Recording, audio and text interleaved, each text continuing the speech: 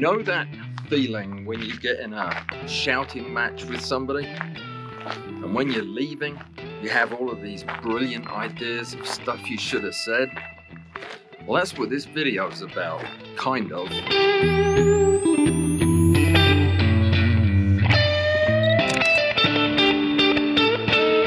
So a couple of weeks ago, I was out taking pictures for a video that I was doing, and I was minding my own business when I was suddenly confronted by a really shouty, angry stranger man who was accusing me of taking illegal photographs of his uncle's front garden.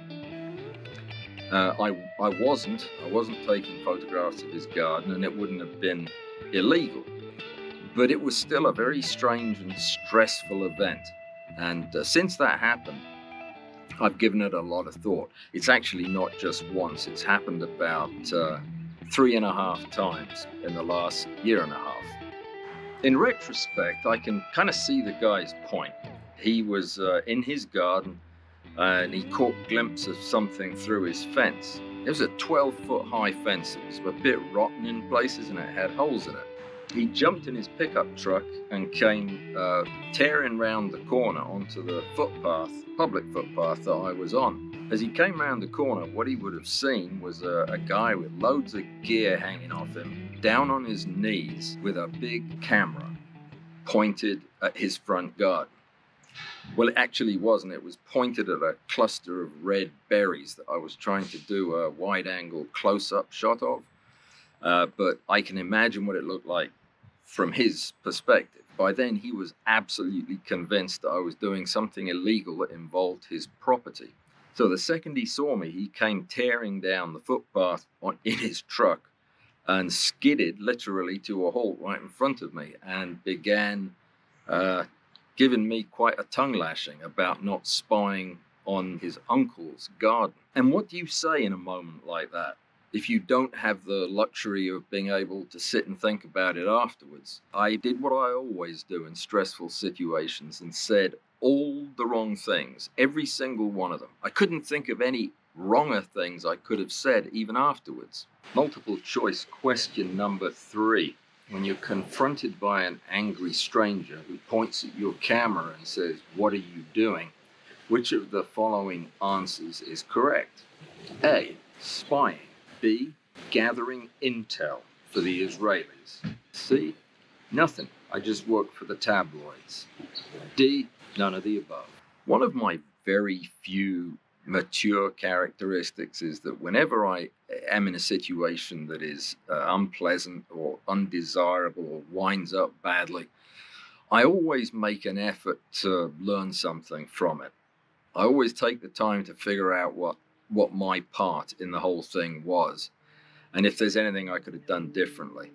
And that's what I want to talk to you about today, because I could see this same situation arising for almost anybody, under almost any circumstance. But I think as photographers hefting around photographic gear in strange places, down on our knees, up a tree, it really does kind of put a little bit of a target on us for people who don't like cameras, and you'll be surprised how many of those folks there are.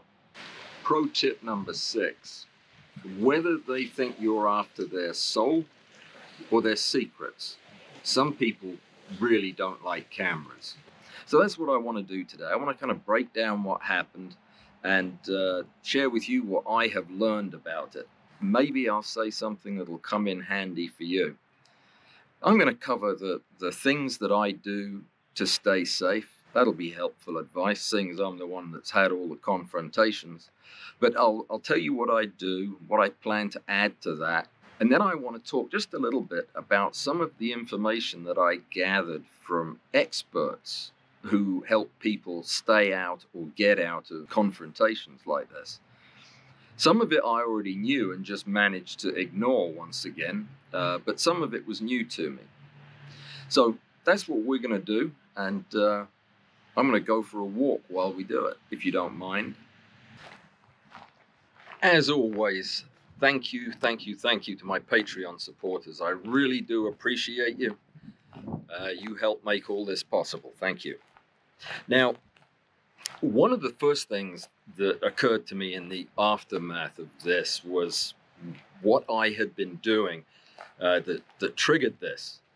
And I have to admit that I am putting myself at some risk of upsetting people by just behaving like a macro photographer. We do a lot of rather strange things that I never think about until I put myself in somebody else's shoes. Pro tip number 6. Wiggling on your belly through the underbrush with a camera with a big lens on it may seem like perfectly normal behavior to you. Few other people will agree. You know, if I saw somebody creeping around on all fours through the bushes right outside my house, which are on public property, I think I'd have cause for concern. I don't think I'd necessarily get in a fight over it, but I'd certainly pay attention. I'm not going to change anything I do in that regard. I'm a macro photographer. I have to do that stuff. It's how I get my pictures. The next thing that came to mind was I in the right? Or was this guy right? Was I actually breaking the law? Because that would rather weaken my position. Not that I had a position. I mean, I hope I never see the guy again, but I thought it was worthwhile to just double check and make sure that what I was doing in this part of the world is actually permissible. So I read a lot of books on law, not all of them, of course, they're very thick. But I read enough to learn about what you can and can't do with a camera in public. And quite honestly, there's not much you can't do. If you're in a public space, you can take pictures of virtually anything you want. That doesn't mean it's necessarily a good idea to take pictures of anything you want, but you can. That includes private property, whether it belongs to some guy's uncle or not. If I'm on a public right-of-way, I can take pictures of private property all day long. If somebody comes out and asks me not to, unless I have a very, very compelling reason to need to do so, I'll stop. With people, it's the same. When a person goes out in public, they no longer have a reasonable expectation of privacy. From the photographer's perspective, if a person has no reasonable expectation of privacy, you can photograph them all day long. Otherwise, street photography would be illegal. But as with so many things, there's always another side to the story. And just because it's legal to take pictures of people in public doesn't mean that it's necessarily a good idea or a courteous thing to do, or that it couldn't get you in trouble. If I'm asked not to photograph somebody that I'm photographing, I will stop, because if I continue to do that, it's harassing behavior, and you can get in trouble for that. I don't like getting in trouble. I also don't like being rude. It's just not the way I do things, and sometimes I have to admit it can be pretty rude. When I'm out and about and taking pictures just for fun, I love to take pictures of interesting people, interesting places and things. But if I single out an individual who's particularly striking or interesting or different, and that person is not performing, if they are an individual private citizen, I ask permission every time. A lot of people might presume that asking to take photographs of strangers in public is a sure way to kill the photograph, to get rid of the spontaneous, natural look of the person. Even people who are around cameras a lot, when you ask their permission to take their picture, they can't help but pose a little bit, and that's oftentimes exactly what you don't want. But to me, that's just the cost of doing business. I'm still going to ask permission because it's what I feel comfortable doing.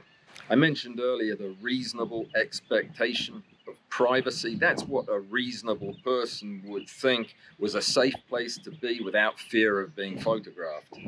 Things like toilets and hotel rooms and your house. You don't expect a stranger to photograph you in those settings. Pro tip number 3. Taking photographs in toilets is a bad idea. Always a bad idea. The building behind me is a toilet. Notice that I am outside of the toilet. There are a couple of other things that I do just on principle. I don't photograph children. It's not worth it to me. I enjoy photographing children, but I'd rather photograph children that I know, family members. If I'm given explicit permission by a parent who's there, that would be different. Or if I was photographing kids with a family, that's fine. I just can't see an upside in upsetting a parent. There's one special category of public space, and that's public space that's owned privately. Things like shopping malls and bowling alleys. They may be open to the public, but they can also have strict rules about when you can and cannot take photographs. In those situations, if you're asked not to take photographs, you need to stop, because if you don't, the owner has every right to ask you to leave.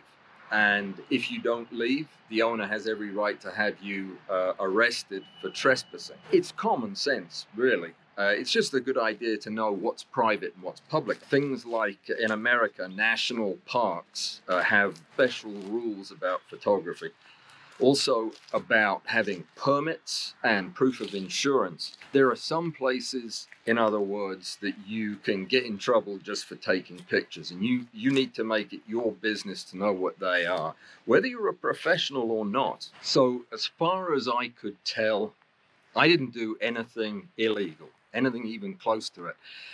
Even if I was photographing the guy's garden, it wouldn't have been illegal. So while it seems pretty clear that I was not committing a crime, it doesn't really change anything.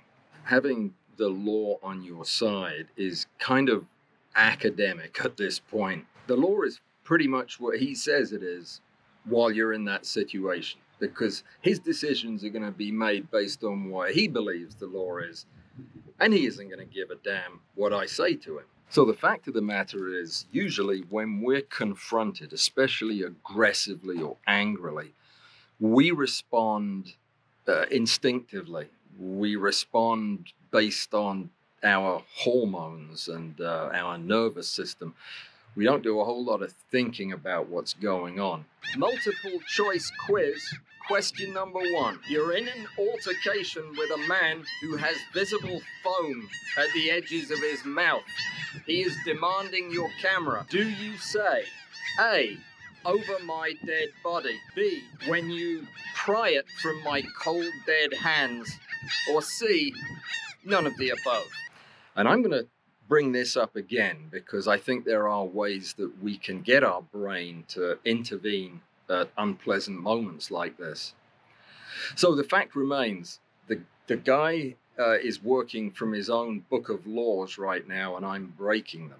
Pro tip number 1, if you get in an argument with somebody who's really, really angry, and they're also really, really wrong, and you're really, really right, and they say, do you think I'm an idiot? The answer is no. I'm going to interrupt my flow of thought briefly because in my ramblings, I just came across the place where another of these kind of confrontations occurred. So I was down in this area taking photographs. There's a lot of interesting stuff around here. But at the very end of the land, there's a dark, creepy looking road. The road has a lot of no trespassing signs on it. They're serious about not having people on their property, and I respect that. So I am very sympathetic to the fact that somebody who doesn't want anybody snooping on their property could take a dim view to somebody with a big camera creeping around just the other side of some bushes. Again, it's not illegal. I'm just not sure it's a very good idea. And that's one of the points I want to make today, making it our responsibility to be aware of the situation we're in, the people around us, signs that may be posted that you may not have noticed. Down here, if you're not aware of your surroundings, you are going to step on a snake or bump into an alligator on your rambles. So being aware of that and adding to your list of things to be on the lookout for are areas that people might not want you taking photographs, whether they are posted that way or not, is my point. Let me make one other point that I think underlines the realities of being a photographer in 2021. You're out in nature, and nature is tucked in to private properties everywhere you go. What do you do to minimize your risk of getting in a completely unnecessary confrontation because of your behavior? Having awareness about where you are and whose land you're on is the most important thing of all. Just because a piece of property doesn't have an enormous neon sign saying no photographers, especially macro photographers, allowed, but they have a chain link fence, you can interpret the latter to imply the former. Don't climb over fences to photograph mushrooms. Another big safety issue where I live is the very real possibility of getting shot. The best way to avoid that is don't wear antlers on your head, or for that matter, dress like a deer in any other way. It happens every year. It's really tragic, but there are a lot more hunters than there are macro photographers. After 3 days sitting up in a tree, I imagine some of these folks get a little bit of a itchy trigger finger. It's a sign of the times, but another thing to be aware of, something I've done before and got in trouble for, is to photograph things that might be considered secure sites by the government. I used to love photographing hydroelectric dams, and it seemed like a really good idea until the security guard said, you know, we generally start to feel uncomfortable when people we don't know start taking photographs of our dams. And I swear it never once occurred to me that they would consider that a terrorist risk. It's not that difficult to stay safe when you're out in the less heavily populated areas. Things start to get a little more tricky being around large groups of people. What I mentioned about the law earlier and taking photographs in public spaces that are privately owned is really important to remember at events, because they will often have very stringent rules about who can and can't take photographs. It's been my experience that the longer your lens, the bigger your camera, the more attention it draws, and not always in a good way. It does draw lots of attention from other photographers who stop and chat, but it also makes people feel really uncomfortable. What I think is happening is this general mistrust of the press and photojournalists is starting to spill over into a more generalized animosity towards people with cameras. And I wonder if that isn't at least part of the reason that this has happened to me so many times. I think it's worth thinking about. I think it's worth exploring. But the real purpose of talking about it today and making this video is to try to come up with some sensible ways that we can protect ourselves from being singled out for violence or confrontation or harassment.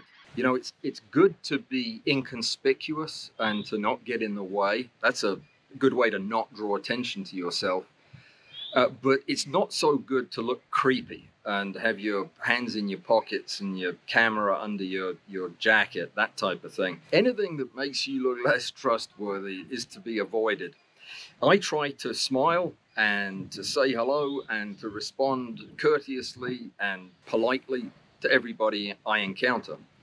In most situations, I'm quick to introduce myself, hand a card out, chat, and I think it does help to just be seen as a friendly and approachable person when you're out there with a camera. These are all just common sense things. If you're out and about, especially if you're off in the wilds, let somebody know where you're going.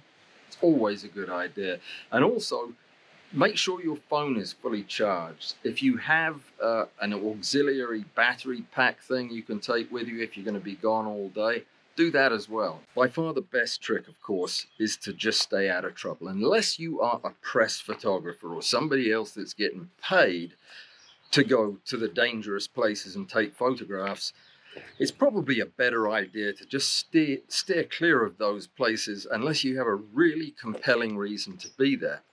I think it's worth thinking about, like each time we go out into a situation that has the potential to result in somebody confronting you, is to just think about what you would say. What are you doing out there? Find a way to say it in 3 words, and find a way to say it calmly but firmly. I have read that there are a number of things that you can do with your body to express a less threatening, open body language. Yeah, and it's probably all true. I don't know how to do it. Once a tense and uncomfortable situation is underway, things kind of change. It's extremely difficult to carry on a conversation with a stranger who has already made up their mind about you being a criminal or a spy or whatever, and also keeping a level tone of voice. But that is clearly the best way to de-escalate the situation. Now, I'm assuming that most people would prefer to avoid a physical altercation. Pro tip number 14. If you're in one of these shouty altercations and you decide to make it into a physical altercation, you cannot win. You are either going to end up in jail for assaulting a shouty person, or he's going to beat you to a pulp. To me, the priority is to get out of the situation without a physical altercation, without getting hurt, and without losing my gear. If I do all of that and my ego gets bruised, well, it'll get better. I don't need to get in a fist fight with a stranger to satisfy myself that I'm right about this. Remember that being right doesn't matter. Under these circumstances, being right is probably more of a liability than it is an advantage. When confronted with a situation like this, it's good to know in advance whether your priority is to be right or to be happy. Being right means winning the argument at any cost, including a thorough beating. Being happy means getting out of the situation unhurt with all of your gear. I don't count a bruised ego as being unhappy. It's worth thinking about. Another thing, when you're approached by a stranger while you're out doing macro photography, there's only one of these people that you know for a fact isn't armed. Now, if you aren't armed, and that's you. You have no idea what possible shenanigans this stranger could have up his sleeve. And I would wager that of all of the photographs you've ever taken in your life, there is not one of them that you would willingly get shot for. I may be wrong. If I am, send me the picture. When I asked a bunch of my photography friends what they would do in a situation when a complete stranger confronted them and demanded their camera so that they could see the pictures were on it, virtually every one of them said no, they would not hand over their camera. When I said that the person was armed, virtually every one of them said they would hand over the camera. My question is, how do they know? I'm speaking for myself here, but I can't think of a single picture that I have ever taken in my life that would be worth getting a beating for. Mind you, if I was getting paid the big bucks to get photographs of people that I had to irritate in the cause of doing it, then maybe it would be worth getting my camera smashed or a black eye.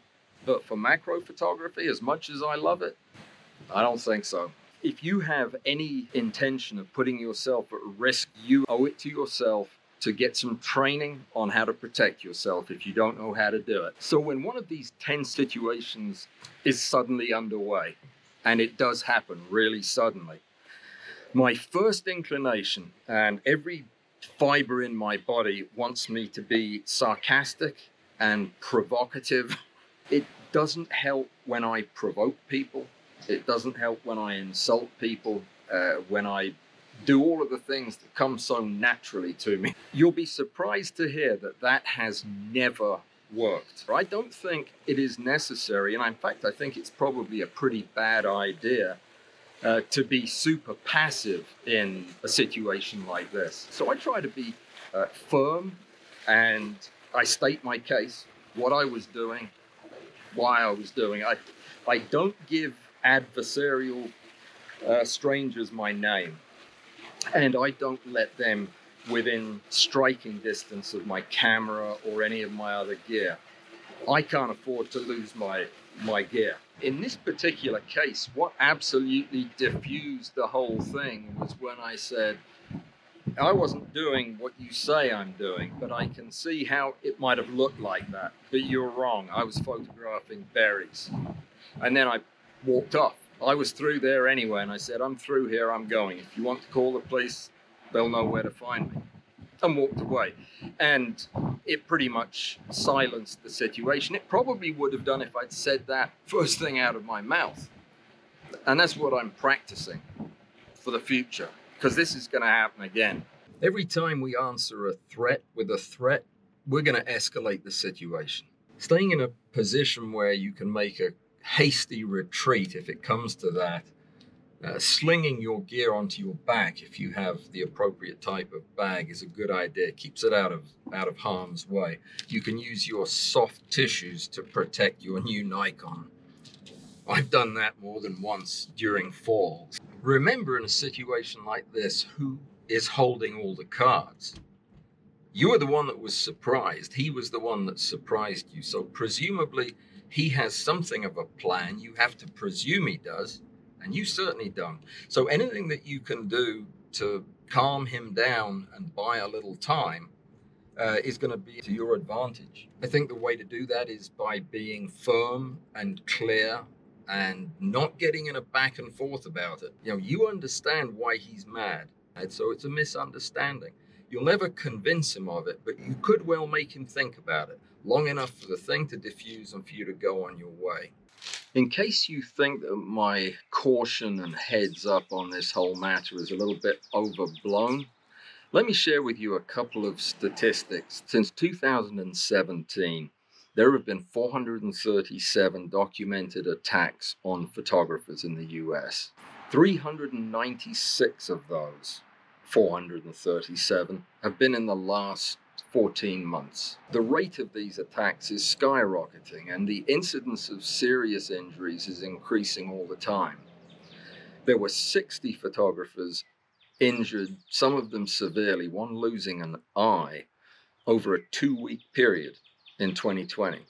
This is something that is really worth us as photographers taking a look at and recalibrating. Things have changed. They just aren't like they used to be. Cameras are drawing attention and causing suspicion, and they're leading to attacks. So maybe it's time that we rethought what our relationship is with society and paid closer attention to what our cameras may be bringing on us. I hope you give some thought to what I've said, and just be mindful of your situation wherever you live, whatever kind of photography you're up to. Being in public with a camera is not as simple as it used to be. The purpose of this short video is just really to give you a friendly heads up. When I tell you at the end of every video to stay safe and be well, I actually mean that. I don't want any of you guys to get hurt. I don't want anybody to get hurt. But I think that this is something that needs our attention. There are real steps that we can take to limit our exposure to the risk of violence as photographers out in public. Thanks for watching. I hope you don't ever need anything that I've been talking about, but if you do, I hope this comes in useful. I'll see you again in a few days with something more photographic. Until then, take care, be safe.